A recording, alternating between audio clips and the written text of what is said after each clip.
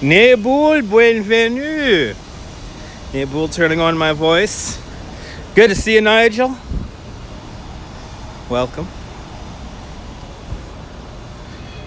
Did you guys actually get notifications? It's kind of crazy. It's kind of crazy.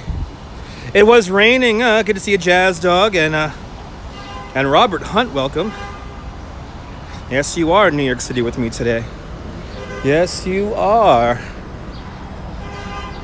Nobody should have bought my morning tour because it was raining not that long ago. So we're just gonna grab a seat, hang out, chat. I gotta kill 90 minutes. Yes. Hey, where's the gimbal? At my house. I forgot my gimbal at my house today. Hey, you guys are here, right? Yeah. Yep. South Street Seaport, baby, downtown, where it all begins. Where it all begins. Yeah, the gimbal is, forgot the gimbal at the house today. So the video is going to be a little shaky. But I had a lovely breakfast at the Pearl Street Diner. They still don't know when they're going to close, which is very, very distressing, to say the least. That diner's been there since 1961. Let's see, it is open. Let's go up to the top of the hornblower here. Yeah, my finger's at the bottom of the screen. There you go. Yeah, I'm trying to hold my phone as still as possible. 90 stinking 7 yesterday. Good to see you, Free to Laugh. Now, nice and warm over there in San Francisco. Hopefully you left your air conditioner on in San Francisco. Let's walk out onto the water here. You missed me the other day on the High Line. Yeah, it was a lot of fun doing the High Line. Seeing the new section of the High Line open. I didn't even realize it was the birthday. It was the High Line's birthday. Which is always awesome. Let me get up here, hang out with you guys.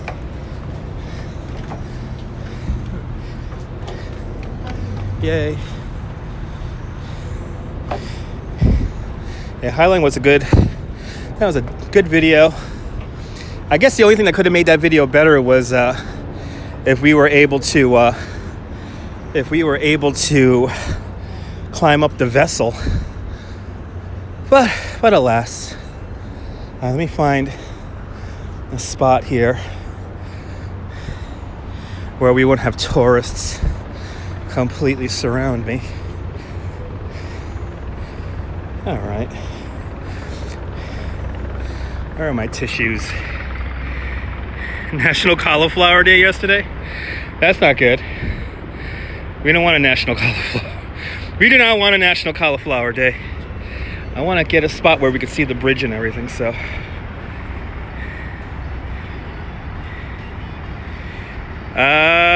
On previous videos, we did go up the vessel, yeah.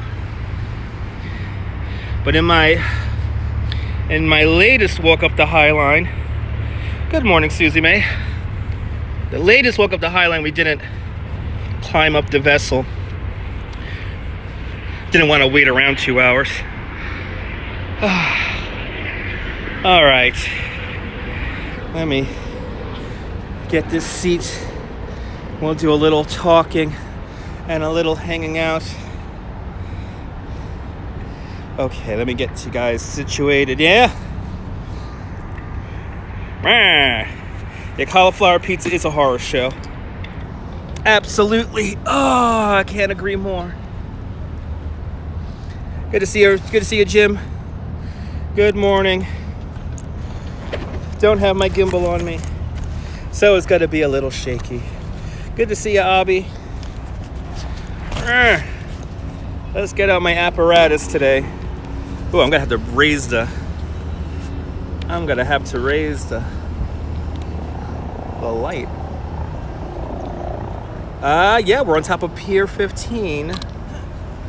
Yes, we are. No tourists this morning. It was raining this morning, so nobody showed up. I still get paid. I still get paid, so I don't care. I gotta raise the brightness here. Good to see you, Jazz Dog.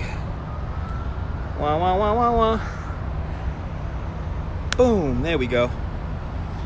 Let me plug you guys in. And then we gotta hang out and kill some time. See, it's nice thing about my contract is that if I come to work, I get paid no matter what. So, I'll probably have an afternoon tour though. Right, here we go. Now we're good to go. Now we could hang out. This is what I want. Boom. So I'm doing great today. It's a lovely day. I was able to enjoy a nice sausage, egg, and cheese sandwich at the Pearl Street Diner. So whenever I could enjoy breakfast at the Pearl Street Diner, it is always a treat. Well, was I anywhere near where the helicopter crashed yesterday? I wasn't in Midtown yesterday, Miss Jan. Good to see you. I was out at my house in Brooklyn. Yesterday was a very lazy day for me. But I have to revise my flight plan for the helicopter. So what happened was the media and the FDNY were getting where this helicopter took off from wrong. A lot of people kept on saying the West Side heliport at 30th Street, where actually the helicopter took off behind me at 34th Street and the East River. And I could imagine yesterday, this is the area right here where the helicopter probably had its problems, because it made it just to about where the Brooklyn Bridge is, and then it made its way back up. It made its way back up to Midtown, and I think they were trying to make it back to the 34th Street heliport on the East River, but unfortunately, for some reason, he went into the TFR, or the TR flight, temporary flight restriction zone. And but I think he landed that helicopter on purpose like that. So yeah, so you're on 42nd Street. I had my friends. I have friends who work along 7th Avenue. I have friends who work in Rockefeller Center and in Times Square, and they were all messaging me. And that this is why, if you ever wonder why whenever something really big goes down here in the city, why I start tweeting, why I start making tweet threads, it's because I want to let my friends, especially my friends who work in town, know what the hell's going on. So I scour the internet for videos and pictures and more information. So I think it was an emergency landing. I mean, if you saw the video from 23rd Street, he was going up and down and excuse me, it was terrible. But it's great to see you too, Miss Jan. It was terrible. But, I mean, the simple fact that he was able to land that helicopter cleanly on that roof. And I don't know if you saw, I tweeted out a picture of what the roof looked like. It was a big top part to it. Then it was a couple of setbacks. He got it right in the middle. He went right through the HVAC system. And thank you so much there, Robert. But, yeah, he saved countless lives. I think he did. I think he landed on that roof. Going by how it went in the middle of it, I think that's what he did. Yes, I am at the seaport. Got the tall ships behind me. Got the Brooklyn Bridge. Good to see you, New York. Yeah. So, it would have been a lot worse. You know what's funny? You know what's funny, Susie May? Let's talk about the people who are trash talking the pilot. So, first of all, it's a little shady why the pilot was... yeah, exactly. The rotor may have hit the surrounding catwalk. It was kind of amazing. He did do his best, and it could have been a lot worse. Let me give a shout out to all the people who don't know what the hell they're talking about. There are so many people out there that are criticizing the pilot. Now, I will agree, it's a little shady why he was flying in those conditions, especially VFR, which is visual flight rules. For him to fly visual flight rules in that soup of weather yesterday, at the time of the accident, the cloud ceiling went from 2,100 feet all the way down to 300 feet.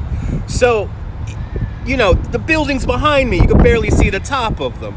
And for him to be flying in that was a little suspect, but his original flight plan was to go back to Linden, New Jersey, where his helicopter base is. So I think he was probably just moving the helicopter back to his base, and something happened. He did save a lot of lives. No, by the way he landed that helicopter, he saved a lot of lives. But I'll be the first to tell you that the people who love to criticize, good morning, Maureen, the people who love to criticize, the people who are these armchair quarterbacks, whatever the hell you want to call them, they don't produce jack squat. They don't produce shit. All right, these are the people who always have they always have an opinion about something, and they have to let everyone know their opinion. Meanwhile, they don't produce anything. They just spew their opinions, no matter how senile and retarded they are. I read some ridiculous things on Twitter, especially late last night and this morning. I went to bed way too early yesterday. I went to bed at like 8 o'clock yesterday, so I woke up at 2:30 this morning, and I was like, I couldn't go to bed, so I made myself a cup of a mug of green tea, and I started reading the nonsense on Twitter. And I'm telling you, some of the things that people are writing are like, where are you getting this information from? And mind you, all the information is out there. Again, we live in a day and age where the information is here for you to take, and it's there available for you, and yet people still make up their own little crazy convoluted scenarios. You gotta go swimming, gonna maintain your whale-like figure, good, go for a swim for me. Yeah, no, exactly, exactly, I stay away from these people in real life too. I mean, and so you know, yeah, all the couch potatoes with the negative comments do need to get alive, absolutely. When he was a neighbor, wow, yeah, not a good sight, I could imagine. Why is very well said, New York. Yes, the most ignorant people are the loudest, because I think it's the only way they know how to communicate. So ironically enough, I want to thank YouTube for hiding stupid comments. So somebody commented on a bunch of my videos last night, and of course, because they use profanities in their comments, you guys don't get to see those comments. But I'm reading this, and it's like they're calling me a transplant and everything like that. And you know, if I really wanted to go Brooklyn on you, I would make an edited video about these two YouTube accounts. Which, by the way, for some reason, one disappeared and another one is around still. But good to see you, Damien. The most ignorant people have the loudest voices always, and it's just really annoying that you know, again, people who don't produce anything seem to know it all. And my response back to these people is, first of all, get a life, and two, before you criticize, do some homework before you criticize somebody, because the stuff that these people were saying was completely asinine. I did not see the helicopter. No, I was over in Brooklyn. I was home in Brooklyn, so I could not see the helicopter. And hold on one second. I don't know why the brightness just... Really? The phone is already maxed out. All right, there we go. But, yeah. So I was in Brooklyn. I did not see the helicopter. It was a cloudy day. The block feature is great. What's even more great is the feature that filters out nonsense comments. I had two people. Well, it was two accounts that were basically blowing up the comments on a couple of my videos, a couple of my latest videos, and it's just spewing nonsense. And I understand they need attention, and you know, they weren't hugged as a child or whatever, but do some homework before you start speaking. And but I for the idiots who may be watching this, I am born and raised here in Brooklyn. I'm not going to show you my birth certificate. As somebody was saying, where was this? It was last night. Rob Braxman. Big shout out to Rob Braxman. Rob Braxman Tech. Follow him. He's a really good YouTuber in California, bringing new cybersecurity. But he was talking about how people like us who create content, it seems like no matter how much we give of ourselves, people always want more. They want to know your full name. They want to know your phone number. They want to know your address. They want to know exactly how old you are. They want to know, they want to know everything. And exactly, they weren't hugged as children, these people. And and get a life, guys. I mean, it's kind of amazing how here I am putting myself out here on YouTube almost every day, and these people want more, and for what? For what? You mean to tell me I'm supposed to tell you my full name and address and show you pictures of me and my wife because you don't believe me? What gives you the right to know all that? And good to see you, 80s Music Fan. People are, this is the thing about live streaming, and especially IRL live streaming. IRL's in real life live streaming. It's this presumption that I am supposed to just give you everything. I give you enough. All right? The people who get it, the people who know what's up, you guys know you get enough. And for the people who demand stuff, like first of all, a couple of rules here in the live streams. First of all, and we know some of these people have disappeared from our live streams. The people who demand to be moderators, your actions, your good intentions and your good actions eventually will make you a moderator. You do not ask me or demand to be a moderator in my chat and in my YouTube channel. That's number one. Number two, you don't demand to see my wife, and then because you don't see my wife, you call me a faggot. All right, who does that? Good, yeah, Shingo die. Good to see you, Phil. I know it's enough for you. I know. But these people. Oh wow, we got him. Yeah, we do have a Shingo there. We could keep her on the air there. But these people, it's ridiculous. These people don't produce anything, and yet they demand to know stuff. Meanwhile, they don't have their real picture in their profile picture. She's wearing a really nice dress. We're here for the movie. You're here for the photo shoot. All of a sudden, hey. Yeah, I know. I'm gonna check it out with this with my phone here. I'll let the phone do the looking back for me.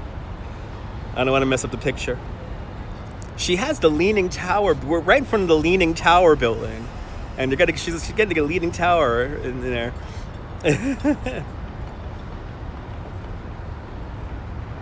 Exactly. The people who know me know what I look like. Exactly. But this is the fundamental problem. Is that, again, the more you give, the more you... Huh? Okay. Had to move the bag. They gotta get the picture perfect. But anyway. Oh, New York. New York and internet people. They're hilarious. I got to move the bag. It's fine. I understand. They have a shot here that they want to get. Actually, I just might move back further.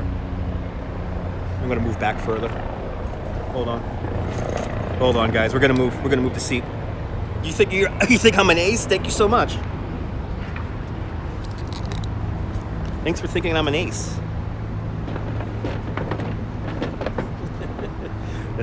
Let's get out of their shot. Let's get out of the shot here.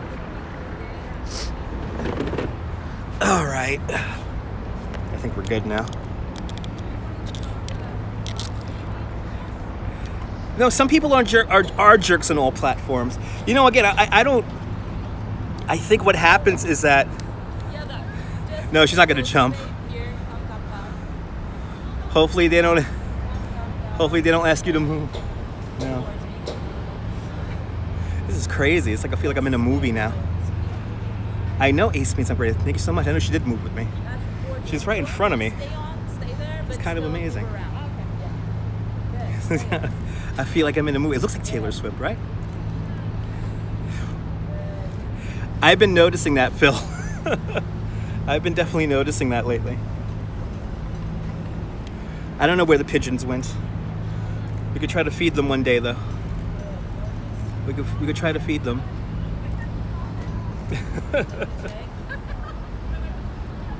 Look at there's a whole crowd now that has assembled to watch the model. Here, Always fun. It's always fun. This is like a movie. Look at this. It's like a movie shoot. Can you pull down the... Yes. Oh man. Did I really lose my signal? There we go.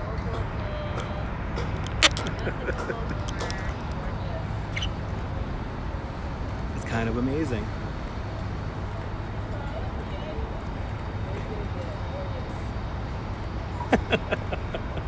Always fun on my live streams. Never a dull moment, right guys? Never a dull moment. Yeah, I wish. Yes, we're in Lower Manhattan. Yes, we're by South Street Seaport. We're by the South Street. This is where I work. This is my world. John Hardy's in the house. Good to see you. Wait, hold on. Let's keep. I got somebody with a pocket Wi-Fi near me. Let me keep moving here. We're losing signal. We're losing signal. Let's go back over here where I can talk to you guys. This is why you love New York City, right? Yeah. She looks familiar. She looks like a familiar supermodel. And I will say she's a supermodel. Now, another pretty woman was sitting in this chair right here. So I will sit in the chair where the pretty lady was sitting. I just want to hang out. I just want to hang out and sit down and talk with y'all.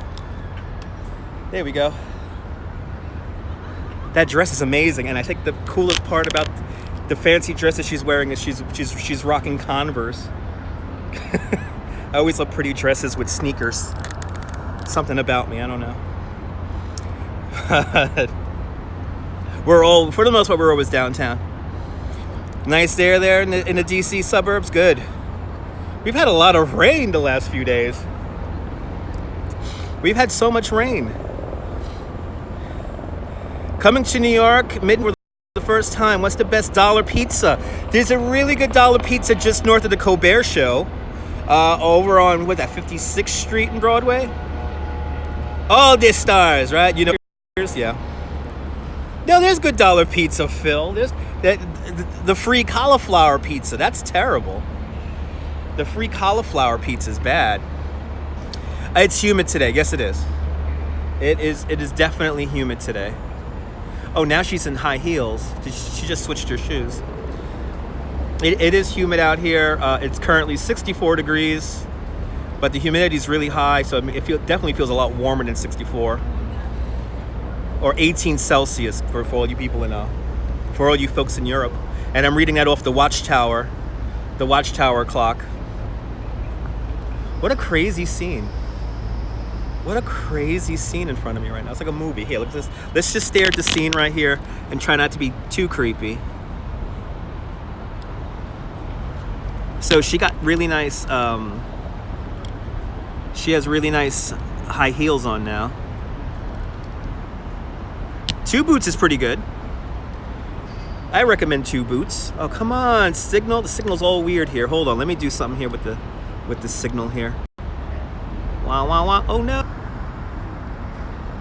Wah, wah, wah, wah, wah, wah, wah, wah, wah, wah, wah.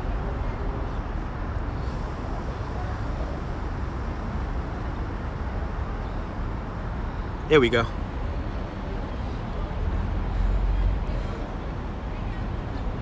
Hopefully she'll move around the dress and you can see the shoes.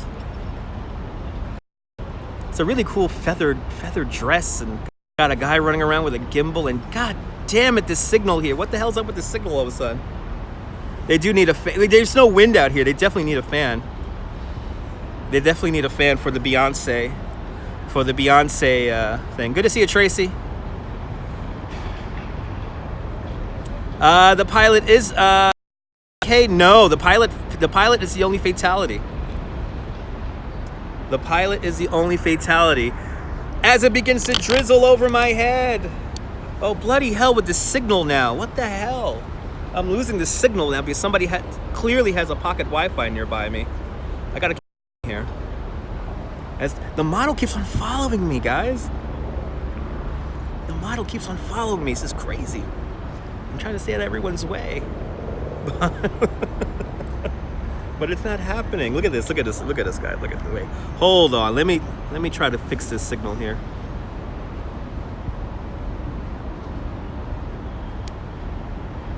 Okay. We don't know how the helicopter went out of control. There was very little visibility here yesterday. Yeah, I know. She's downtown. She's about 6 blocks behind me, my wife. She's working in a really expensive apartment today.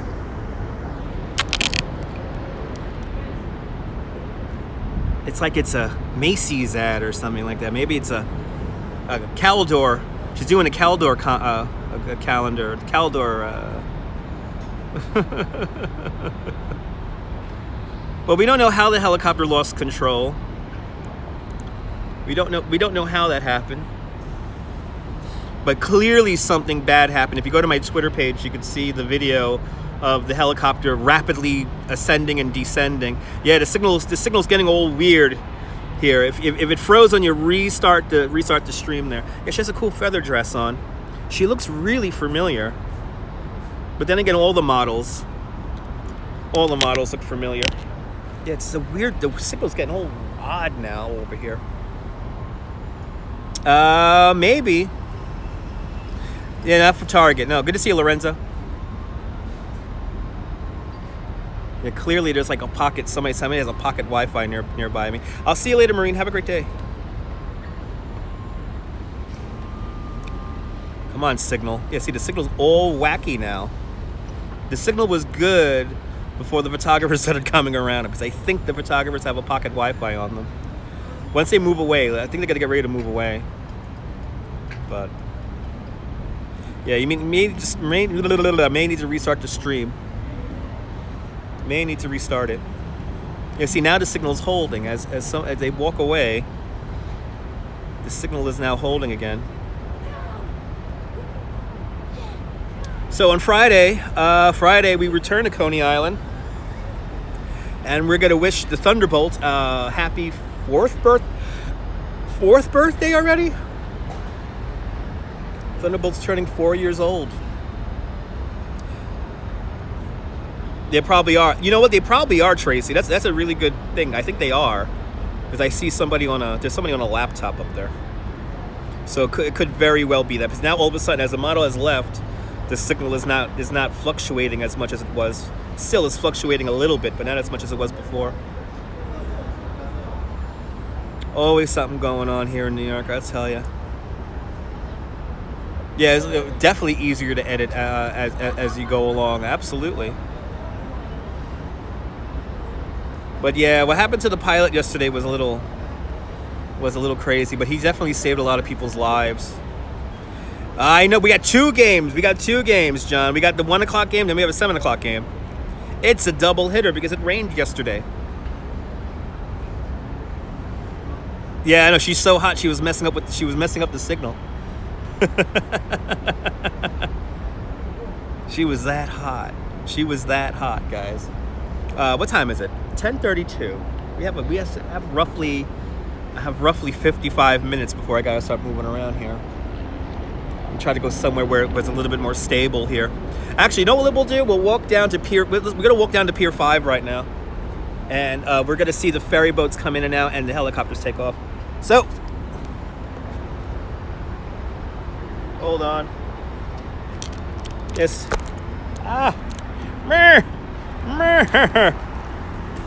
As I almost broke my thingy. April, then September. What? I didn't have a group this morning. That's why I'm doing the live stream right now. I did not have a tour this morning.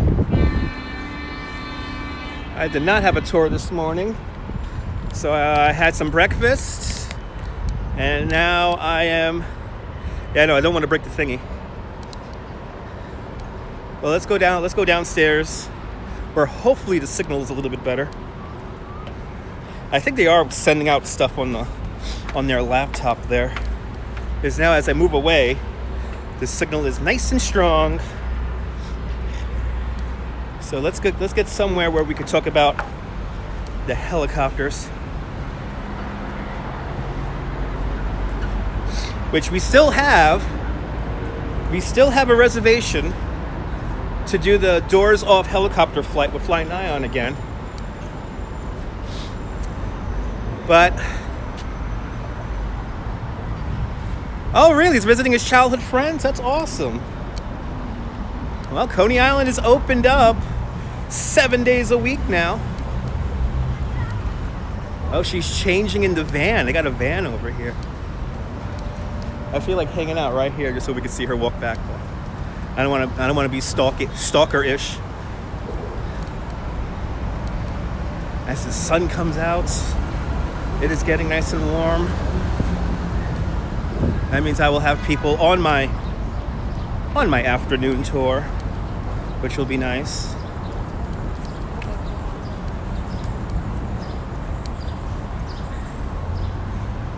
Are they checking the helicopters? They seem to crash often. Well, it's not necessarily that they crash often. It's the fact that there's, helicopters have lots of variabilities, whether it be weather or mechanical issues, and those variabilities build up over time. So, yeah, we're gonna go down to Pier 11 right now, Jim. But go to the van. I'm not gonna go to the van. No. We're not gonna go to the van. Let me see where I could attach you guys. But there's lots of variabilities when it comes to helicopters and flight. And yesterday clearly weather was a part of it, winds, but it could have been a mechanical issue. When it came to the helicopter crash last year with Fly Nyan, the people were strapped in. When they hit the water, their heads hit the back of the board there, and they were probably knocked unconscious for 5 seconds. And that 5 seconds was their time to escape, and unless they couldn't escape. What was it again? There was another one where it went up for a little bit, and it crashed pretty much right away on takeoff a couple of weeks ago. These things happen in waves. I mean, we hadn't had before. I want to say before the Fly Nyan incident, we probably didn't have a helicopter crash in maybe a year or two, maybe longer. But these things happen, and there's no real way to stop them. But the only thing that you could do, and they are doing, is restricting flights over Manhattan Island, because it's so densely populated. And Carolyn Maloney, she had a press conference yesterday, and she basically said, anything non-essential shouldn't be going up here in the city, which, unfortunately, there will always be tourist helicopter flights. They will always be. I don't think they'll ever get rid of those, especially here in New York. The market, the energy to get that, to keep that up and running is too great. So I don't think you'll ever see tourist helicopters stop flights. I think they will always fly. Too much money involved. But what you will see is more restrictions, I think. Right now, there's only 2 companies that are allowed to fly over the island of Manhattan, and we flew with one of those companies. I think they're going to stop that after what happened yesterday. And yesterday, the helicopter was a luxury helicopter, and from what I gathered, it might have been one of the helicopters that a company called Blade uses. And if you don't know what Blade is kind of like Uber for helicopters. And the helicopters are very, very plush, very nice, leather seats, lots of storage for luggage. And what they do is they fly from Manhattan to our major airports. And I think he was going back to base. He just finished dropping off somebody. So then he was going back to base. So, and that was in Linden, New Jersey. That's where most of these helicopters have their base, is in Linden, New Jersey. So, yeah, we have an Uber for helicopters. Kind of crazy. Very sad news, Chris. Good to see you. Very sad news. But you know what? The pilot definitely, I think the pilot intentionally did what he did and saved countless lives. Saved countless lives. So now what we're going to do is I'm going to try to get a shot here with the helicopters. And we'll just chit-chat here.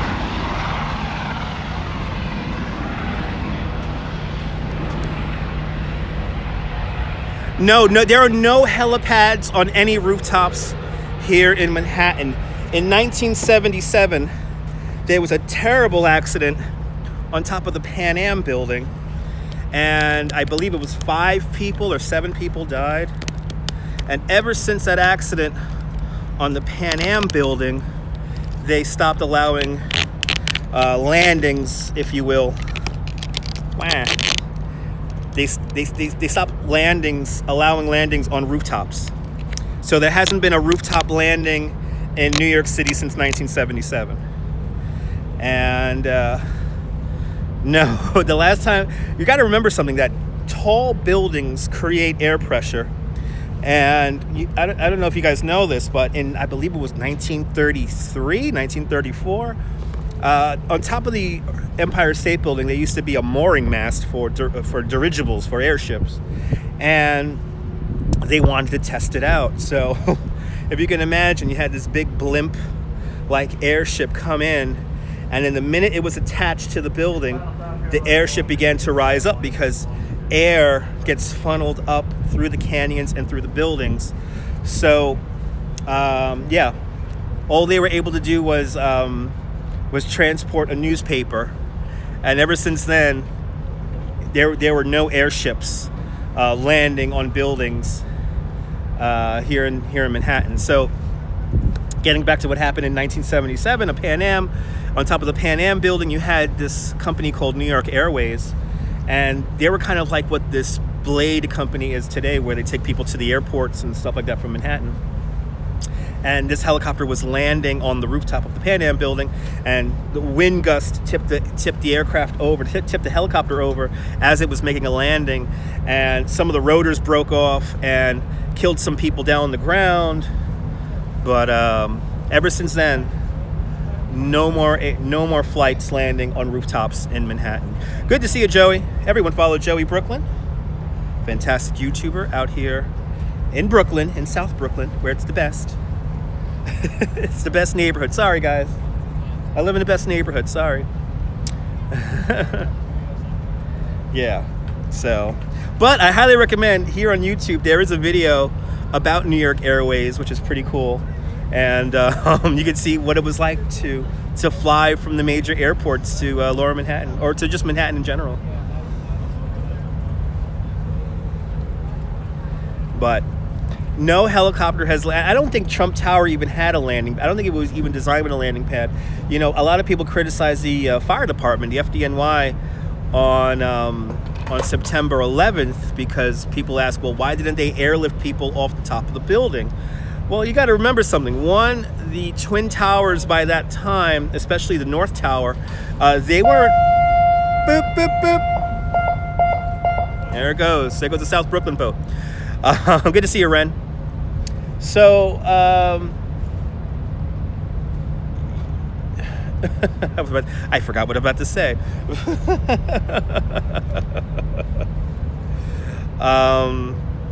Oh my God, I did...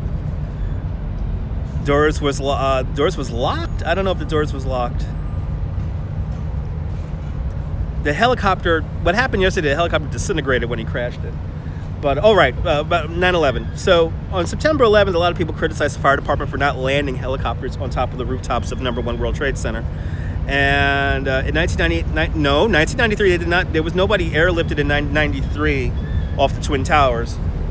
So the North Tower wasn't really set up for helicopter landings, and the South Tower did have a pad, but by that point, There was so much TV equipment up there and antennas that you couldn't really land a helicopter. The World Trade Center doors were locked. In 93?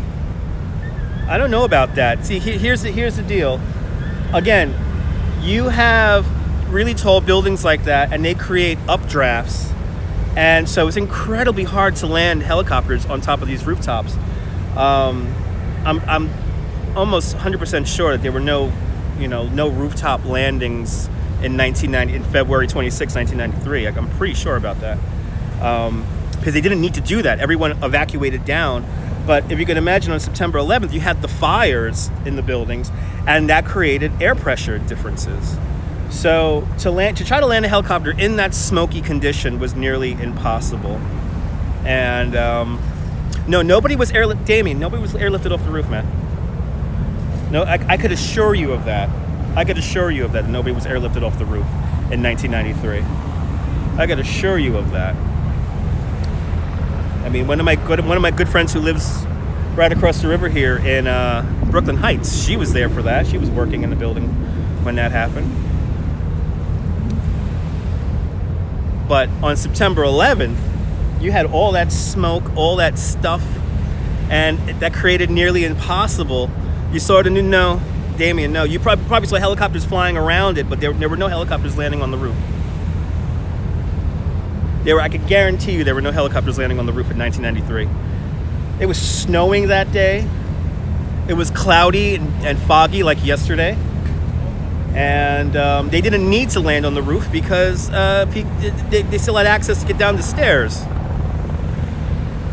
And again, helicopter landings on top of rooftops were banned in 1977. So the buildings really aren't equipped to have a helicopter safely land, especially the World Trade Center, safely land on top of there because there's so much stuff up there.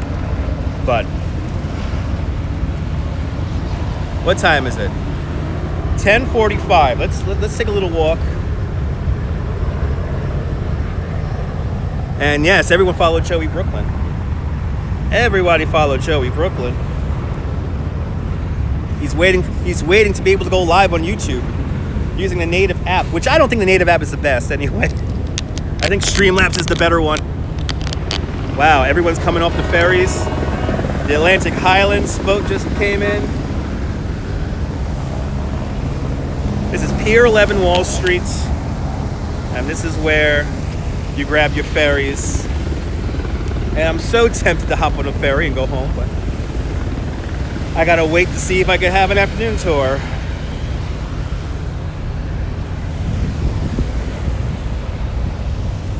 But let me start slowly walking back to my office. Let's take the scenic route. We'll walk up Wall Street here. We'll say hello to George, and we'll walk through Federal Hall. What would I give right now to go on this boat, the Atlantic Highlands Ferry to New Jersey, go to Gunningston Beach, and spend a day in Gunningston Beach? Give anything to do that right now. But alas, I have to entertain tourists, maybe at 12 noon. Maybe at 12 noon.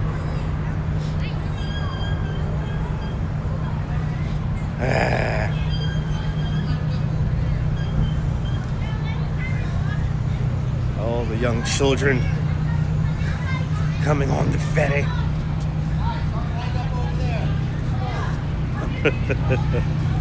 What?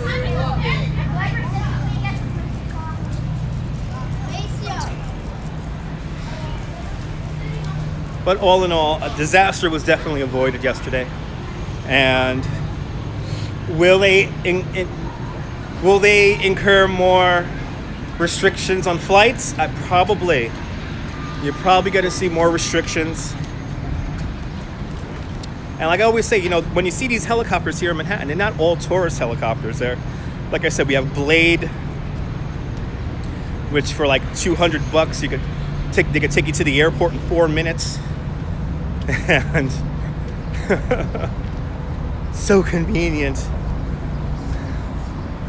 And you could carry quite a lot of luggage on Blade, I found out. Quite a lot of luggage.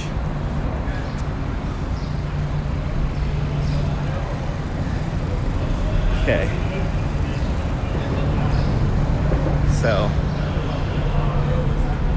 one of the illegal ticket seller guys.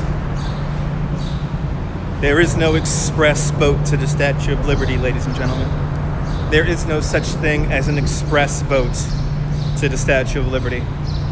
The Statue of Liberty does not sell out. Up to 32,000 people could visit the Statue of Liberty any given day, even in the winter. So the statue never sells out. Is it what those ticket seller guys tell you? They're like, oh, well, it's sold out. Well, no, it doesn't work that way, because it never sells out. You wouldn't want to be here on a day where 32,000 people visit the statue, because the line will be out and around the block, or blocks.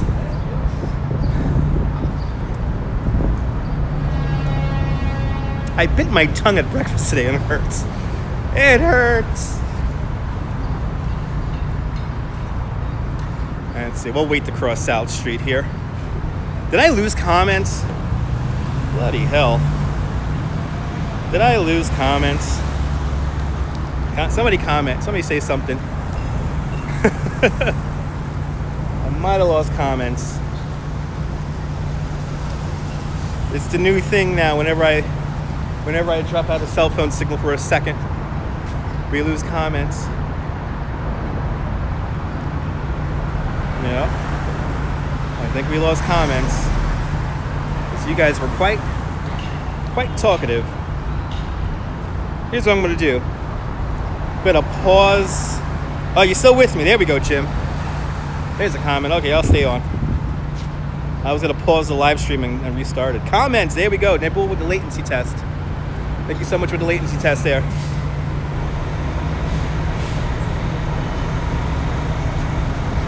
As we have groups of tourists here crossing the streets.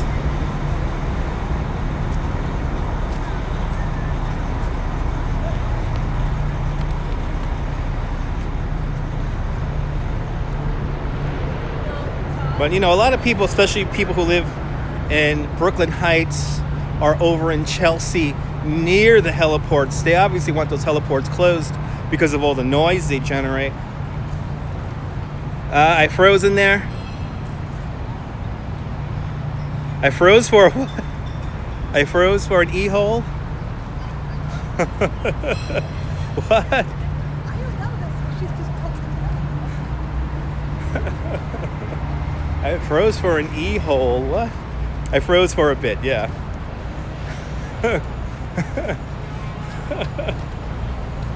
We are downtown, so I'm not using the gimbal, no.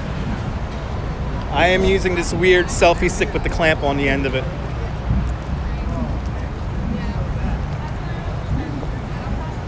I forgot the gimbal at home, actually. So, yeah.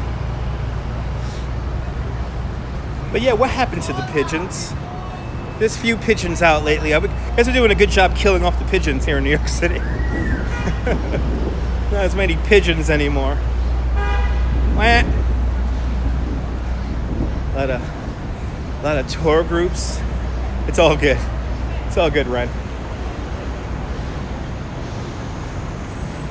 It's all good. Actually, it's 10:52. Let me not walk up. Let me not go up the scenic route here. Let me go straight back early today. It would be great if I could go home early. Yeah, I know. You know, now you got me thinking, Phil. You know, I've been wondering about this lately. We've got some pigeons here. I mean, there would be a lot more pigeons in this. Like, we got three pigeons here. Nope, there's no pigeons in Pigeon Park. You remember this spot, right, Phil? Phil used to walk past this every day going to work. Hey. I remember back in the day, there would be lots of pigeons here. Now there's just 3.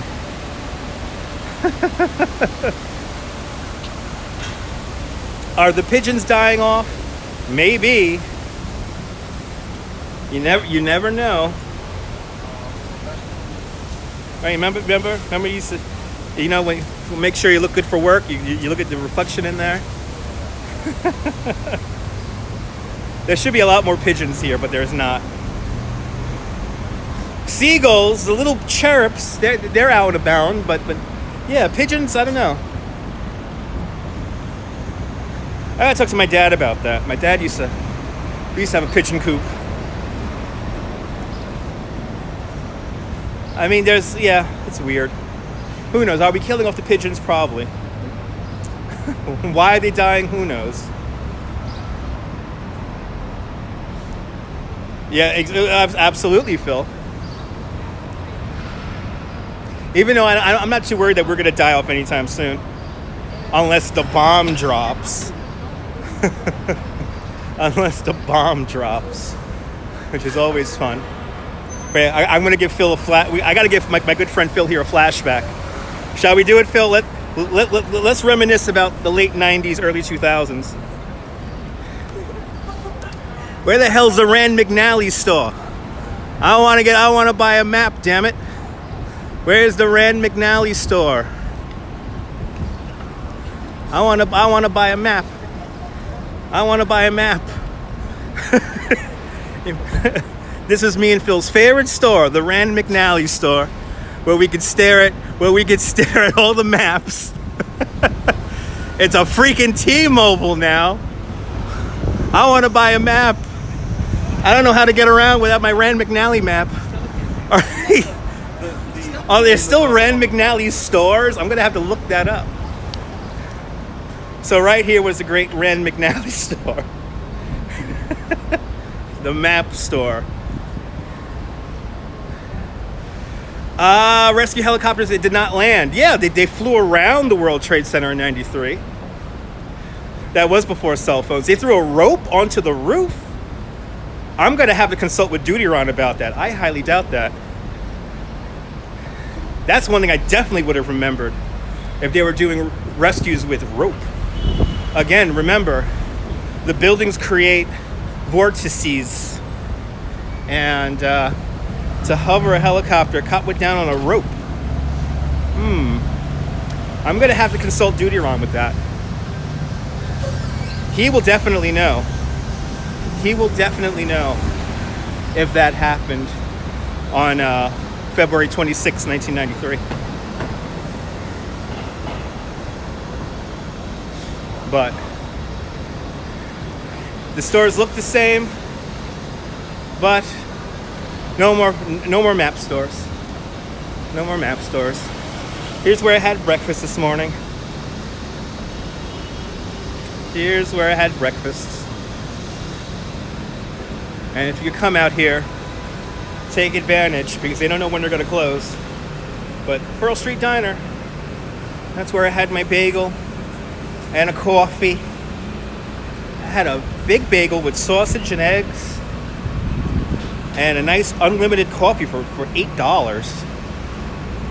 That's better than Dunkin' Donuts.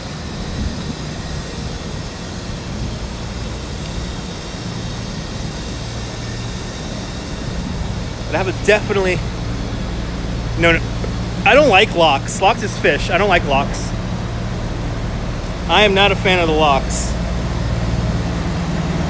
I had scrambled eggs with breakfast sausage and cheese. Because after all, I'm a growing little boy, and I have to ride my bike twice over the Manhattan and Brooklyn bridges later. Do my 12 miles of exercise at least once. It's getting hot out here. It's getting disgusting and humid. There's going to be a lot of people showing up for the tour. For some reason, people love going on tours without consulting the weather first. Used to work at the Chase Manhattan building. Nice.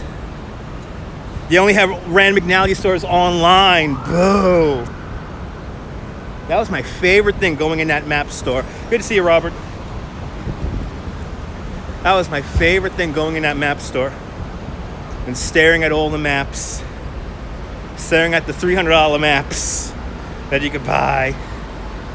So this is the thing, you don't really need a paper map anymore because we have internet now.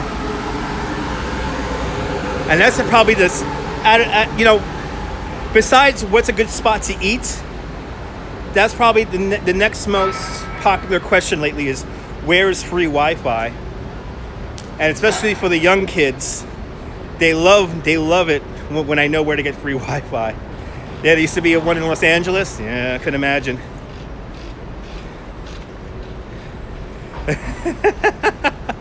Yes, he wanted directions, yes.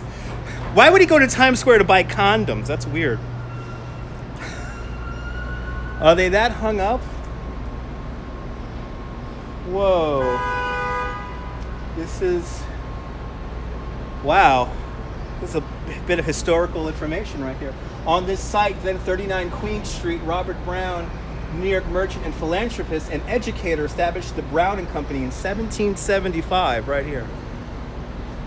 The company is New York's oldest business concerning operating under the same name since its founding. Wow, this plaque was placed here in 1975. Interesting. Always finding out something new all the time.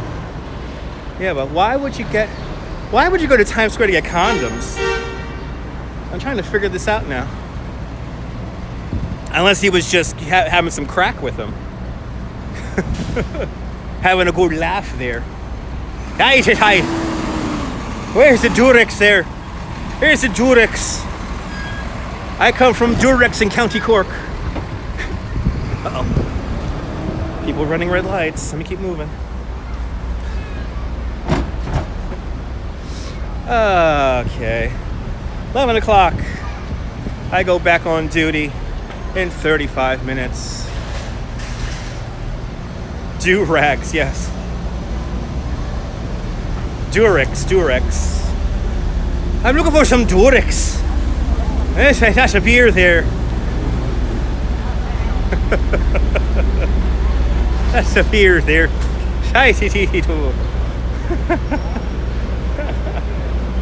Ooh, it's nice in the shade. Ooh. It's nice and comfortable in the shade. It's nice here in the shade. He was visiting from Ireland? Okay.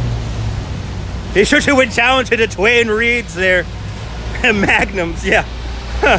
Magnums ribbed for her pleasure. I'm looking for a bit of Magnums there. Got to go to the beauty store there for the do-rags, yeah. Got to show your colors. Damn it, I forgot to buy my do-rag. It's already marching season.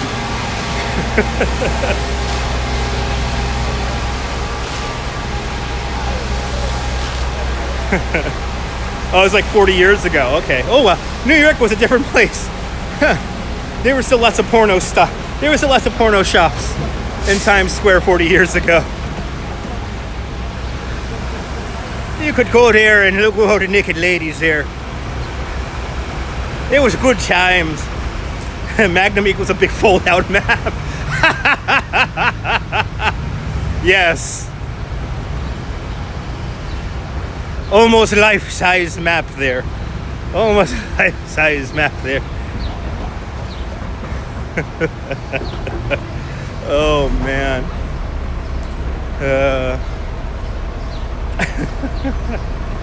Yes.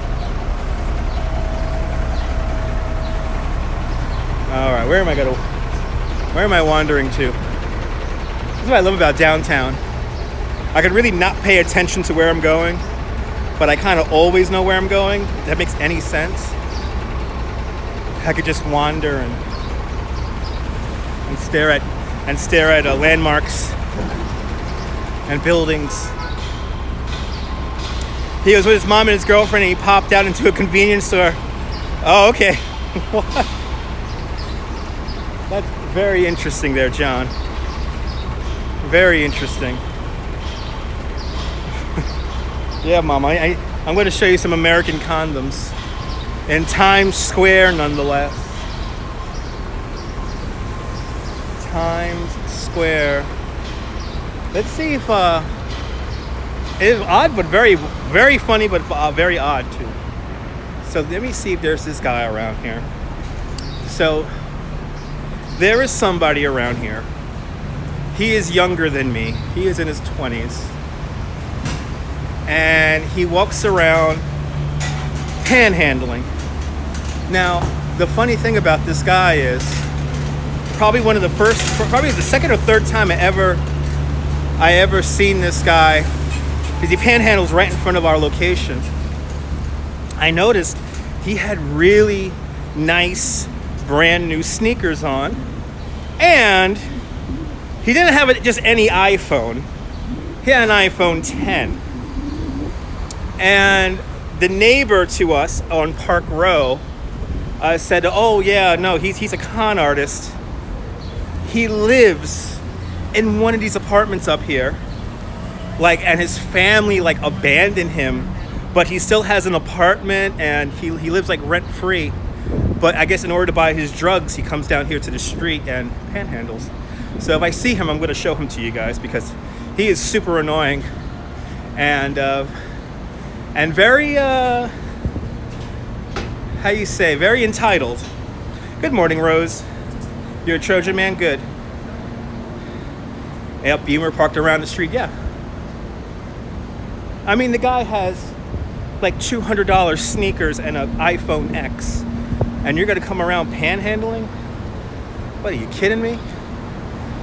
And he doesn't live in one of the normal project buildings. He lives in an expensive apartment.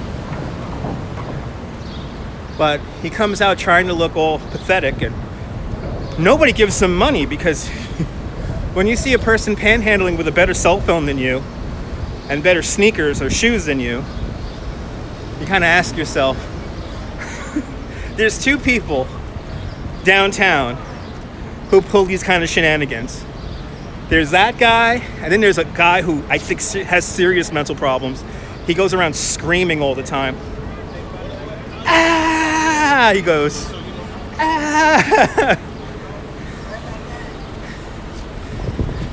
And him I will not put a camera on, because he freaks me out too much. Standing in the middle of the intersection, that's not good. I mean, there are genuinely poor people who come out here and panhandle, but these MFers. Well, the guy who screams, I'll give him this much. The guy who screams doesn't ask for money. He just walks around screaming. Yeah, right. Isn't that funny? Isn't that funny there? Omar School of Begging. Yes. It's Omar's School of Begging. Just make sure you hide your expensive cell phone, and then you go panhandle.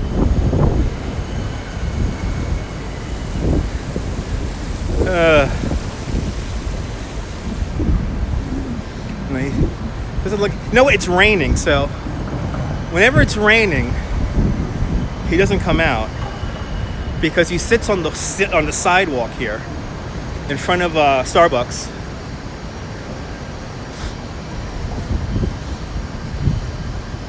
Yeah, he's not out here today. You know?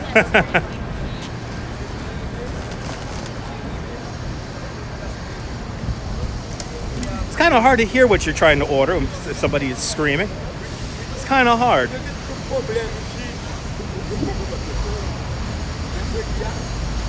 Our friend's not here today. Our friend's not here today. I mean, this guy's entitled. Young guy too. The way I see it is, if you're in your 20s and you're able-bodied, you could get a job here in New York. But living off of all cash business, yes. But this guy here just exudes money. And he's not here. He usually hangs out right here in front of the Starbucks. Let me quickly cross the street before I get hit by a car. Yeah, turn your music down, stupid. And his friend didn't put it in the swim. That's not good. That's not good. I could go for a nice swim in a swimming pool right now, though. Dirty hands, clean money, pretty much. Pretty much. Yeah, he'll hang out right here. Right there, he'll hang out. And what's annoying is he'll see me build up my group here before leaving on the tour, and he'll solicit the damn tour. And the first thing I tell him is don't give him any money. He lives in a better apartment than you and me. He lives in a doorman building. And doorman building people shouldn't be asking for money in the street. That's right. Put up some Instagrams. Always putting up Instagrams. On the gram. I know it's nice and cool there in the ridge. You got the breeze coming off the water. Whenever I feel the breeze down here, it feels good, but it's humid, man. It is humid.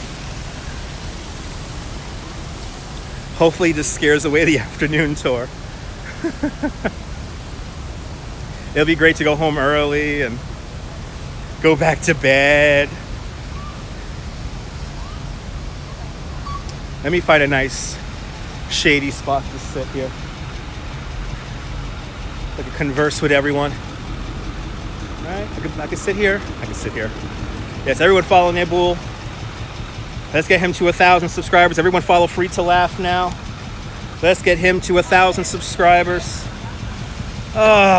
City Hall Park, where it all begins. Where it all begins. City Hall Park. I'm in City Hall Park now. There's City Hall right there. That is the oldest continuously operating city hall in the United States.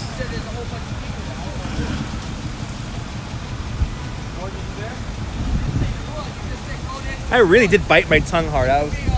The bagel was so good that I bit my tongue. If anything, I'll call George. Nice. Who remembers JNR Music World? Let's go to JNR Music World and buy some CDs and some cassette tape singles. Becoming an apartment building now. So sad. 95 in California today. Bloody hell, get in the air conditioning. That is too hot for me.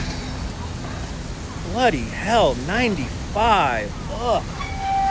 Oh, I am like dreading those days when I have to work in that heat.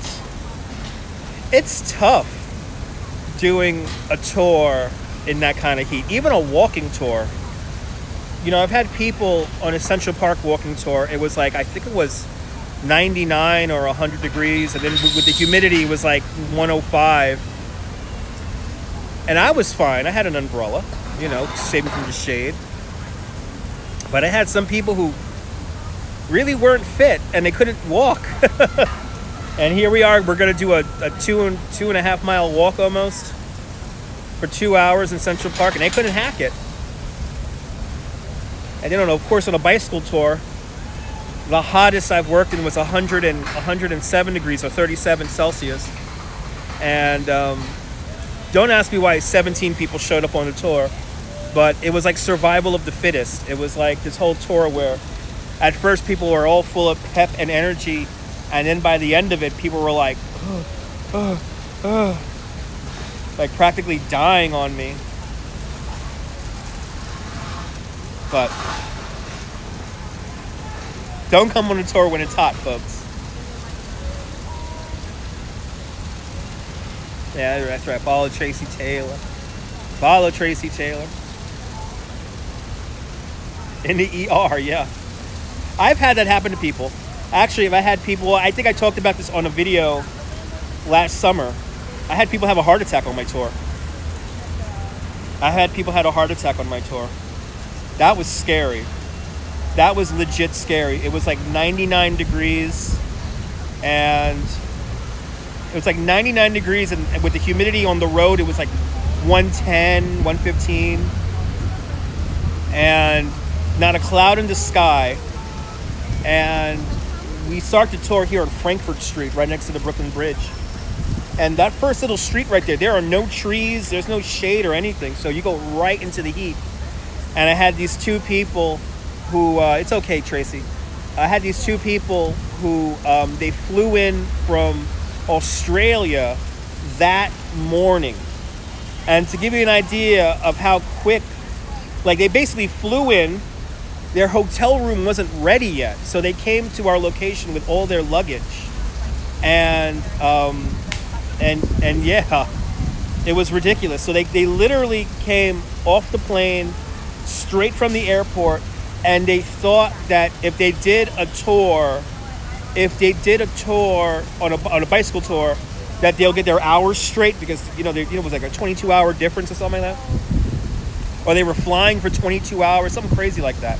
Now, mind you, these people were not in the best shape. They were quite overweight, but they were definitely regular cyclists. They had the whole kit, they had all the spandex and everything. And we got going, and right away, it was a couple. I think the heat affected them, Damien. But we got going, and the husband immediately started turning bright red, and he was like kind of breathing heavy. And I'm like, "Are you sure you want to do this?" And they're like, "Well, we want to keep going because we just got off the plane." I'm like, "Okay, just got off the plane. All right." I hate that too. It's too hot. So then we make it down to the FDR Drive, and we're underneath the highway in the shade, and we stop again. And this time he is off the bike, and he's leaning over the bike, and he's breathing heavy. And before I could even ask them anything, I said, "You know what? My brain told me call 911." So I called 911, and I said, "I have a guy here who's having like a heat stroke and everything." And by the grace of God, the ambulance was like a block away, and so the ambulance got there in like 2-3 minutes. And as soon as this guy got into the ambulance, he collapsed. And thank God it had the air conditioner turned up, and he came to eventually. But he was like, he didn't know where the hell he was, and yeah, good thing I called the paramedics. But that was scary. That was really scary. But luckily we didn't get far. Luckily we didn't, we weren't on a bridge or anything like that, Like last week I had two people who were afraid of heights. So they freezed up on the Manhattan Bridge. And you got to kind of talk them off the bridge, People sometimes people don't know, some people don't know what their limits are, and especially when you have extreme weather, extreme heat with humidity, people don't think the best. And as for me, being a tour guide, I got to kind of read that, and I have to react to it, because the last thing I want to have happen is people get hurt, and I want you to have a good time. You're spending money to come out here, so the last thing I want you to have happen to you is for you to injure yourself or whatever. So, good morning, Pat. Yes, everyone follow Joey Brooklyn. That's I guess the stressful part about my job, is people not knowing their limits and just kind of going out and doing their, going out and riding. The bridge is flat. The bridge isn't flat. What? I didn't know we had to climb that much. Or in Central Park, people think that the whole park is flat. No, park has hills, rolling hills. It's kind of like bartending, Phil. Yes, it is. You know what? Because you gotta cut people off sometimes, especially when they don't know how to ride the bike. Like, I make you ride a bike in a circle before we leave. If you don't know how to ride a bike, I kick you right off the tour. I don't care. You're not going to learn how to ride a bike. Like, I had a guy 2 years ago, get really upset with me, called my manager, called my company saying he doesn't want to let my wife ride on the tour. And then my manager would say, "Well, how does she ride?" And then the guy, stupidly enough, says, "Oh, yeah, no, I wanted to teach my wife how to ride a bike." You don't teach anyone how to ride a bike on the Brooklyn Bridge. That does not happen. With the chaos and the people and then the heat and the sun and all that nonsense, You're not learning how to ride a bike on my tour. I'm sorry. You're in the street with cars. He thinks he's gonna just balance her every time we stop at a red light. He's gonna balance her and then let her go. So she can start riding. No. And no, you don't get a refund back. Because you were dumb enough to swipe your New York and or Explorer pass. And he got very upset with me. Yeah, down off the bridge, yeah. We do 2 bridges. Remember, we do Manhattan and Brooklyn Bridge. So, Manhattan Bridge is the harder climb of the two bridges. Because Manhattan Bridge is like a long, long climb. And then the other thing about the Manhattan Bridge is that that's the bridge that all of us New Yorkers take. So there's like all these other cyclists zipping across the bridge really fast. It's dangerous. It's intimidating. If you're not used to that, it's very intimidating. Especially when people say, oh, I haven't rode a bike in 40 years. And why the hell are you coming on a bike tour? A big red flag for me, though, is I haven't walked this much in years. New York is a walking city. Even though I gotta say, I had these 2 women from Utah a couple of weeks ago, and they were fun. They did mountain biking and everything, and they flew, man. And when they fly and when they ride fast, I could tell you more stories. We could take more pictures. It's not like this death march where we're trying to survive. I haven't rode a bike in 40 years. Yeah. I haven't rode a bike in 40 years. And my brain says, go home, get beer. Time to go home, get some beer. Time to drink it off. Just like Taylor Swift.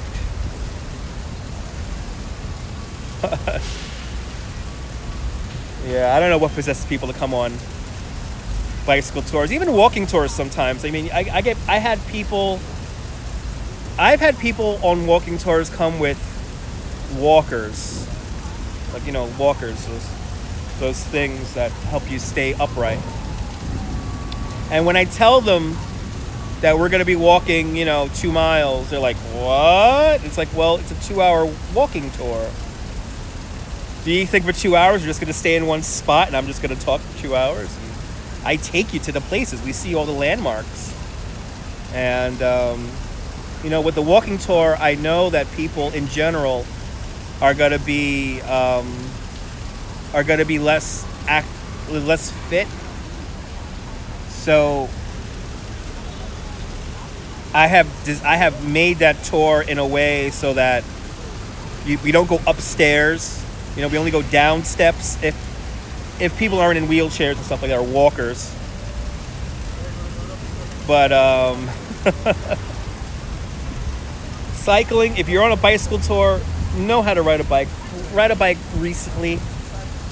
Not 30 years. I haven't rode a bike in 30 years. Like, why are you going to put yourself through that? You haven't rode a bike in 30 years, and you're going to ride over the Brooklyn Bridge? Or as one, I had this Indian family who I kind of talked off the tour. They kept on emphasizing the word leisure. It's a leisurely ride. It's a leisurely ride. And I'm like, it's a leisurely ride. We're not like going a million miles an hour. But we are in traffic. And have you seen the Brooklyn Bridge? It's nuts on there. It's chaotic. And we do 2 bridges. And why do you want to bring a child who is 8 years old, Yeah, they're old, yeah. Listen, I'll be the first to tell you, never judge a book by its cover. Because I had a woman from the Netherlands. She was awesome. She was 81 years old. 81 years old and fairly heavy set, right? I wouldn't call her fat. I was just going to call her heavy set. A heavy set woman.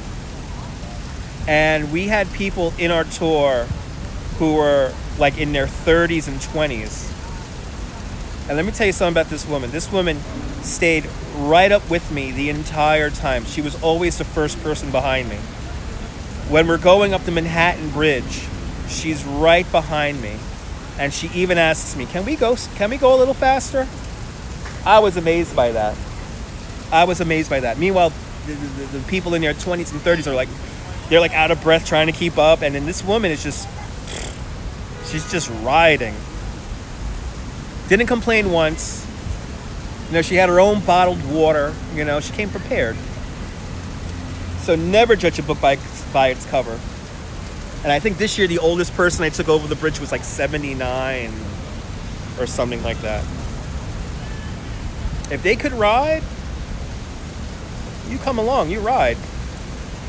But never judge a book by its cover. She kept right up with me, man, the whole time. It was amazing. I was amazed by that. And she wasn't on an electric bike or anything like that. You know, she was on a regular bike.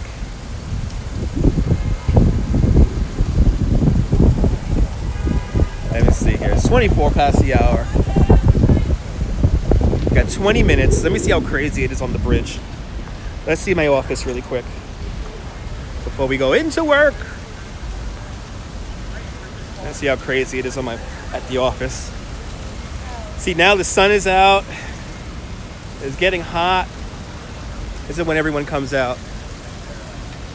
And everyone wants to walk the bridge. I'll see you later, Phil. I'll look for some more pigeons for you. I really bit my tongue hard. Nibbles driving and listening to my nonsense. All right. Here we go. Into the madness. Into the madness.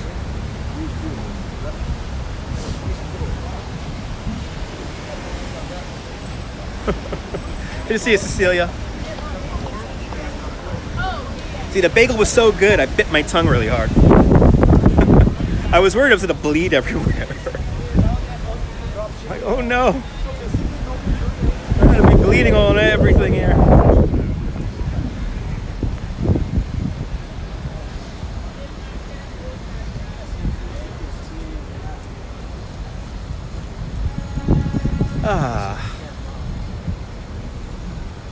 That's right. Day's going good. Getting paid to do this live stream because nobody showed up for the morning tour. No nonsense, no. No nonsense. She's young and impressive.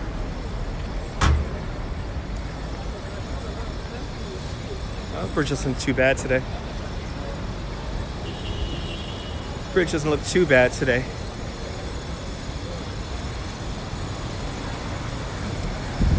I could be wrong though. Oh yeah, no, it's normal. It's normal. Let's show you the office. It's a normal, crazy, hot day. Oh yeah, Black Rose. I had a lovely bagel with sausage, egg, and cheese. The breakfast of champions. Breakfast and lunch of champions, which is enough calories for breakfast and lunch. Blessed with New York City bagels. My fuel, if you will. This woman walked right towards me. Either she wanted to get on camera or she was just that dumb. I want to go with B. She was just that dumb. All right, let's look at my office. Oh, bloody hell. Look at this crazy ass crowd here. Here's my office, folks. Here is my office. Wait. Look at this madness on here. Look at this. This is why. This is why if you don't know how to ride a bike, you don't come on a bicycle tour over the Brooklyn Bridge, right? This is the reason why. Just look at that crowd. Just look at that. Madness today. Madness.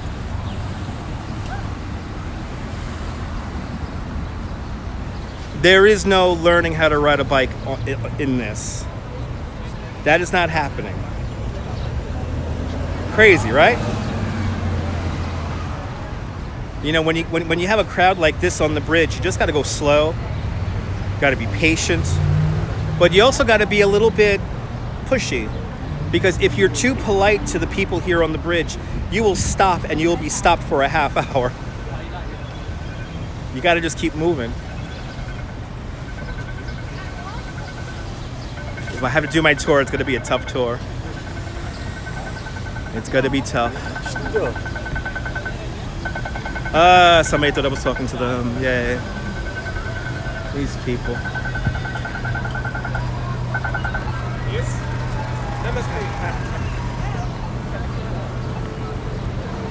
Go back to my building. Actually, we have 5 more minutes here. We'll hang out here for a second here. Oh yeah, you don't think I think about that, Pat? And I've had people fly off their handlebars. I've had seasoned cyclists injure themselves terribly on the Brooklyn Bridge. I mean, I've had semi-professional cyclists hurt themselves on this bridge. And to think that we're going to learn how to ride a bike, or you're going to bring really young children on the ride, I don't know what gets in people's heads. I mean, I know when people go onto the bridge, they think they're going to get this picture where they have their arms up and they're like all alone on the bridge. You could get that picture. You just got to come here in the morning. You can't come here at 3 o'clock in the afternoon and do that. But when you ride over the bridge, you better believe there's going to be somebody standing in the middle of the whole pathway with their arms up. And or the new one now. Okay, I cannot emphasize this enough. Don't climb the bridge. Don't climb it. All right? Don't climb the cables. Don't climb the big cages that prevent people from climbing up the main cables. People now are climbing up on these big metal grate thingies, and they're taking these pictures. And mind you, sometimes they'll do that little pose and they go, whoa. And then behind them, what's behind them? The road, 12 feet, 13 feet down. So don't climb the bridge. And the other thing is,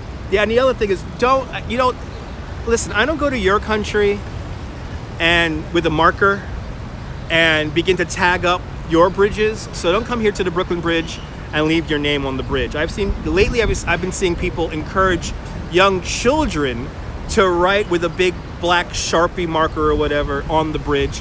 You're graffitiing. Don't graffiti on my bridge, all right? Don't graffiti on it. Don't put locks on the bridge. I actually saw a guy on Saturday get a ticket for putting a lock on the bridge. It's a $100 ticket, $150 ticket. And he got so upset. And then I tried to tell him, it's like, you're destroying the bridge that you supposedly love. You're putting a lock on the bridge. You're defacing the bridge. And you're going to get upset because, it's just a lock. Get out of here with that. Get out of here. You're going to come over here and marker up my bridge and leave locks on my bridge. And then you're going to play victim like everyone's supposed to do that? It doesn't work like that, folks. This bridge is 136 years old. There's a reason why it's in such good condition. It's because we take care of it.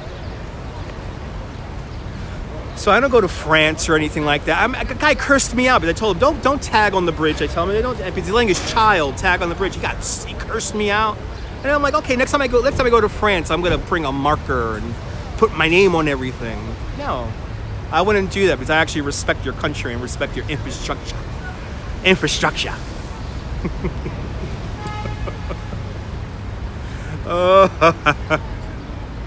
Don't tag up the bridges. Don't put locks on them. Do me a favor. Don't do that. Don't come to New York and deface property because you want to leave your mark. You want to leave your mark? Take an Instagram.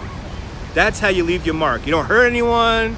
You get to keep it on your Instagram profile or the picture in your phone or whatever, or on your camera. And you're not hurting anything. But don't come here and yeah. Some countries do have a place to put the locks, not on here. And it's not the weight of the locks that's destroying the bridge, it's the fact that they rattle around, they chip off the paint. And the paint's the first line of defense against corrosion. Miss Pookie, good to see you, Miss Pookie. This talk has turned into a rant. But we saw a supermodel earlier in a feather dress That was kind of cool. I'm not, but see, Nibble, I don't want to tag your living room. I don't want to tag your living room. Your living room is probably really nice. And it rusts, yes. That's why you don't put locks and stuff like that on there, and And it's not your right to put a lock on my bridge and to tag it up with your name. It's not your right to do that. I understand this is the United States and all this freedom and stuff like that, but not that much freedom where you could go defacing infrastructure. It's like the people that we saw. Remember when we were at the Botanical Garden and they had a sign that says "Don't touch the trees"? And what was the first thing that we saw people doing? Picking the flowers off the trees. And then when you call them out on it, they get upset. You're not supposed to take the plants with you. You're not supposed to, you're supposed to respect. Especially in the Botanical Garden, for God's sake. Especially in the Botanical Garden. But we saw him defacing. We saw them messing up the beautiful cherry blossom trees and whatnot, and letting their kids go run wild. And it's like the people who, I'm going to tell you the thing I hate the most. If you're a tourist and if you do this, and these people are happy I haven't caught them on a live stream doing this, but I have caught people many times doing this. If you go to the World Trade Center, and you go to the Memorial Plaza, don't pick the flowers off the names, please. People think that, we could just take the flower. That's somebody's birthday, that's somebody's anniversary, that's somebody's remembrance. And you're taking that out of your own selfishness. We're still identifying people who died 17 years ago. Somebody was identified out of the human remains yesterday. There's still over 1,100 people that haven't got anything back. Not even a fingernail. And you have these people going around taking the flower out of the person's name. And then when I tell them you're not supposed to do that, they get all upset. What, are you kidding me? Are you that entitled that you're going to steal a flower from somebody's name tag, from somebody's nameplate at the World Trade Center? It's so twisted. Let me see if I have people on my tour here. It's not nice, no. And I've had people get upset with me. This is the crazy thing. I've had people get upset with me about this. I've had people get upset with me about sitting on the names. I was doing a walking tour. I had these great people from, I want to say they were from Copenhagen or something like that. It was either Copenhagen or Sweden, one of those countries. And the tour ended at the World Trade Center, and it was like a walking tour of the whole area here. So we talked about Federal Hall, and I think we rode the Sea Glass Carousel that day and all that. But we specifically ended at the World Trade Center. And this guy was sitting down on the names, lounged out, taking a picture. So I let him take his picture, and then I come up to him and I go, you know how incredibly disrespectful that is for you to sit on those names and pose like that? And the first thing he tells me is, who do you think you are? Who do you think you are? I'm visiting and blah, blah, blah. And it's like, oh, okay. And what was funny was that one of the tour guides, they give walking tours at the World Trade Center all the time. One of the tour guides heard this guy yelling at me, so he came over, kind of because he was very loud, and he kind of diffused the situation. He told him, like, yeah, no, you can't. You're sitting on the names.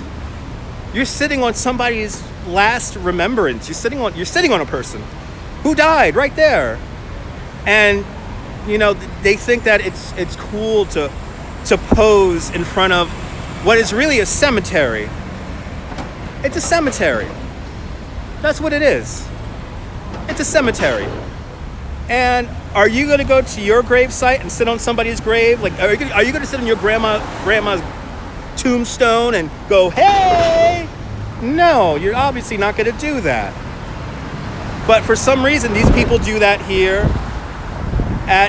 Somebody went through miserable. I mean, think about the family that's still going through hell. I mean, that's why I feel so bad sometimes for people who have a family member or a loved one or a friend or whatever, and they come down there and they see the amount of flat out disrespect. And sometimes the only way to kind of fix the situation is to shame them. But I think some tourists, as I call them, and I don't give up tourists, they feel very entitled to do something like that, and they think there's nothing wrong with it. And I think the only way you could really change the situation is just get the information out there and just kind of drill it in people's heads, over and over again. I mean, how many times on this YouTube channel have we gone through Memorial Plaza and said, that's disrespectful and that's disrespectful, And I'm telling you, one of these days I'm going to just snap and I'm going to make a video exclusively showing you what not to do there, and me having to go up and reprimand all these various peoples. It's beyond disrespectful. It makes, to be honest, it makes me cry. It really makes me cry, because here I am. I don't know nobody who died here. I don't know any. I know friends of people who have died here, but I don't have a personal connection with this place other than I watched it collapse from my rooftop. I watched it. But if I feel this way, if my heart aches that much, and I don't know any loved ones who died there, think about people who actually did lose loved ones there. And see, like, this kind of like circus atmosphere. I mean, the other day on, Saturday morning, I was coming off the subway, and there were these tourists from somewhere here in the States, and they said the two things that make me cringe the most. Where's the 9/11? Where's like a 7-Eleven? Where's the 9/11? And because they want to see the pools. They want to see the pools at the 9/11. First of all, they're not called pools, they're called voids. They're called voids. I'll even accept waterfall, but not pool. We're not going swimming in the pool at the 9/11. That hurts, man. That hurts. 2,753 people died right there. Right there behind me, 2 blocks back. 2,753. And there's people still dying. There's firemen, there's police officers, there's EMTs, there's office workers still dying because of what they breathe downtown here. There are people who didn't even work at the World Trade Center, and they're coming down with the World Trade Center cough. Yeah, exactly.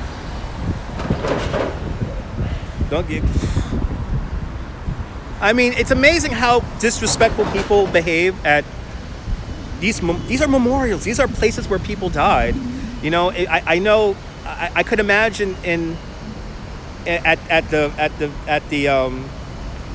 I could imagine at the Vietnam walls, the Vietnam Memorial. I could imagine how people might be. People don't know how to behave sometimes. Like the pictures that there was a photographer who took pictures of people playing around at the Holocaust Memorial in Berlin, and like no clue of like what's the significance and what happened. And I always say, if you want to be the best tourists are the ones who self-educate themselves, the ones who want to know the significance of the place that they're in. Those are the best tourists, because they respect. The tourists who I don't like are the ones that are just naive and dumb about everything. And then when you call them out on their stupidity, they play ignorant. Like, I didn't know. It's like, how did you not know how to not take the rows from somebody's name at the World Trade Center. Like, are you kidding me? And mind you, there was a point last year where people started throwing coins into the voids. People started throwing coins into the fountains at the World Trade Center, thinking it's gonna like give them good luck. Like, who the hell does that? And now they gotta have signs up saying, "Don't throw coins in there." Duh. It's like, this is how far removed I think some people have gotten from what has happened there. And then the other thing is that, you know, like yesterday proved it. You know, yes, we are 17 years removed from what happened down here, but here we had a helicopter crashing on top of a building, and everyone still had that PTSD. And somebody said on Twitter, you know, children who were born, like who were like 15 years old, they have no idea what it was like to live here in that post 9/11 world that we lived through here in New York. And the only thing I could tell these people is educate yourselves, you know, and especially for the young children and parents of teenagers. I mean, I think that this is a story. What happened down here is a story that needs to be told over and over and over again. Just like the people who built the Brooklyn Bridge should never be forgotten. And we should never forget John Roebling and all that. There are footnotes in our history that have led us to the path where we're at today.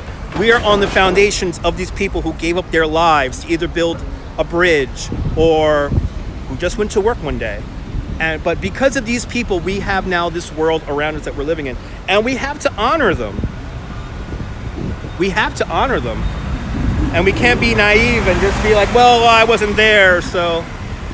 No. Thanks to the internet and thanks to history books, you can be there and you can experience it. But I always say, if you don't know your history, you're always bound to repeat it. So, boy, what a rambly video that I did today. Here I am thinking I'm not going to do a video today. But it is 11:45, and you know what that means. I have to go back into the office, but we'll get one last view here of the city municipal building and the statue of civic virtue. Everyone follow Nibul. He's a fantastic YouTuber. Thanks for hanging out with me for the last hour and 45 minutes. But from Park Row here in Lower Manhattan, this is Dutch Moz, and the threat is still real. That's right, Damien. From Park Row, this is Dutch Moz signing off. I want you to have a fantastic New York day, whether you live here or not. Hug your loved ones, cherish those moments, and good afternoon, Mrs. Calabash. Wherever you are, we should always cherish the past. Never forget it, folks. Never forget it. I'll see you guys soon, folks. Have a great one. Bye-bye.